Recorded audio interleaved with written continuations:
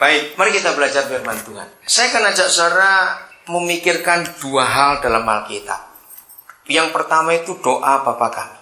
Masih ingat permintaan pertama dalam doa Bapa kami itu apa? Setelah kata Bapa kami dalam surga, dimuliakan namamu, itu permintaan pertama ditulis. Apa? Iya yuk, terus ulangi. Datanglah kerajaanmu. Nah itu permintaan pertama yang diajar, datanglah kerajaanmu. Nah saya tidak tahu sebagai anak-anak Papa di surga, dengan permintaan itu sebetulnya apa yang sedang kita pikirkan. Saya percaya kalau orang hidup zaman sekarang, maaf ya jangan tersinggung, saya cuma bicara, seharusnya doa itu berubah. Datanglah duitmu. Loh betul enggak? Kan menurut 2 Petrus pasal 3, saudara, satu-satunya catatan, ya ini satu-satunya dari seluruh catatan di dunia ini yang menuliskan apa kondisi manusia akhir zaman, itu cuma tulisan Paulus di 2 Timotius pasal 3. Dengarkan saudara, tidak ada tulisan lain di dunia ini, entah dari seorang filosof siapa, seorang ahli politikus, kepala negara, apa saja, tidak pernah ada yang menuliskan bagaimana kondisi manusia akhir zaman kecuali Paulus. Coba saudara buka Alkitab saudara, 2 Timotius 3. Tidak ada penulis siapapun dan tulisan apapun tentang kondisi manusia akhir zaman. Hanya Paulus yang menulis. Ayat 1 mulai. Baca judulnya dulu di sana. Keadaan manusia pada akhir zaman. Nah, keadaan manusia, hebat, enggak pakai mikrofon sengaja itu suaranya luar biasa. Makanya itu. Keadaan manusia pada akhir zaman. Ya, terus ayat 1. Ketahuilah bahwa pada hari-hari terakhir akan datang masa yang sukar. Oke, itu nggak usah bahas orangnya sekarang. Terus manusia akan mencintai dirinya sendiri dan menjadi hamba uang. Mereka akan membual dan menyombongkan diri. Cukup sampai situ aja. Saudara perhatikan tulisan ini. Ini kira-kira hampir 2000 tahun yang lalu Tuhan menyuruh Paulus untuk mengatakan itu. Kondisinya jelas. Cuma ada 2 kondisinya, tapi dua-dua menakutkan. 1, mencintai diri sendiri. Artinya apa? Egois. Betul? Yang kedua, jadi hamba uang.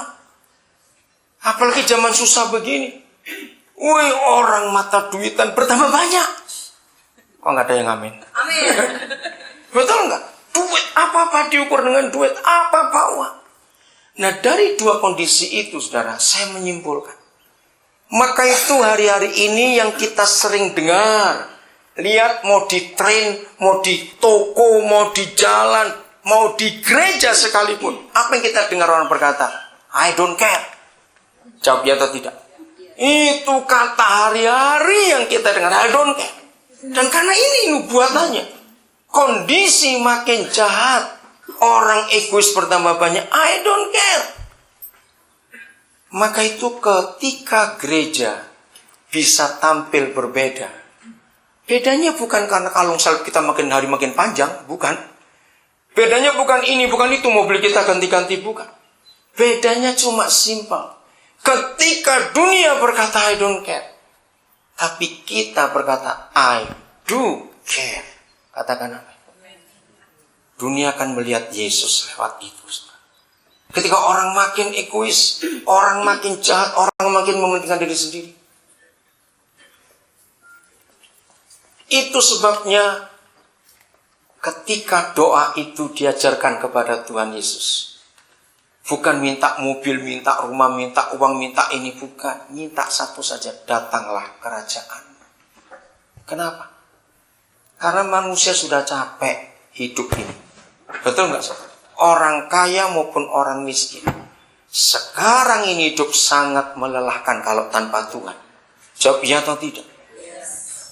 Ya kan orang kaya aja bisa begitu. Ingat krisis tahun yang lalu, dari September sampai Februari, sudah berapa orang kaya di dunia bunuh diri? Ngeri bukan? Itu membuktikan bahwa dunia sudah capek dengan dipimpin oleh manusia. Capek. Saya mengikuti berita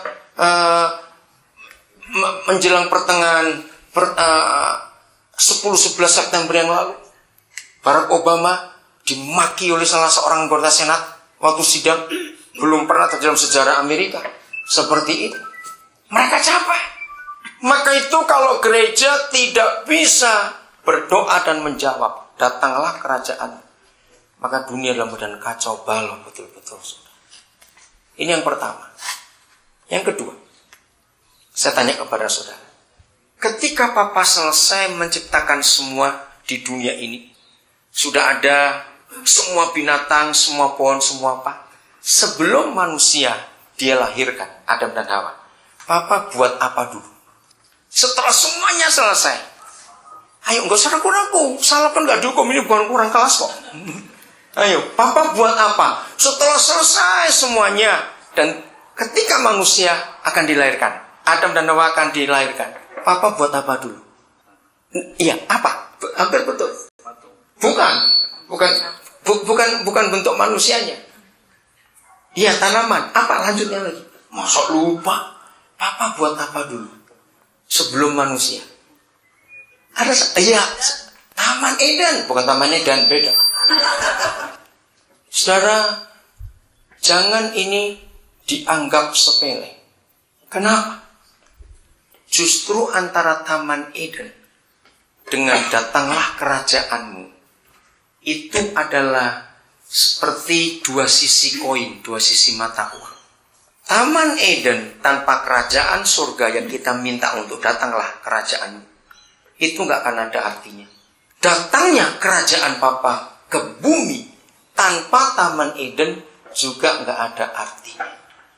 Saya percaya begitu banyak orang-orang Kristen yang bingung dengan berbagai banyak macam doktrin dan pengajaran. Betul tidak?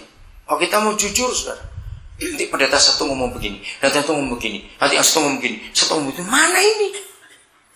Hari ini mari kita tenang. Nggak usah bingung.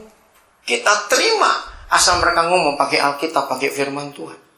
Nah, yang kita sibukkan adalah, sudah nggak usah sibuk dengan macam-macam pengajaran yang begini begitu. Terima semuanya sebagai firman Tuhan. Tapi kita ayo sibuk dengan mengurus dua hal ini tadi.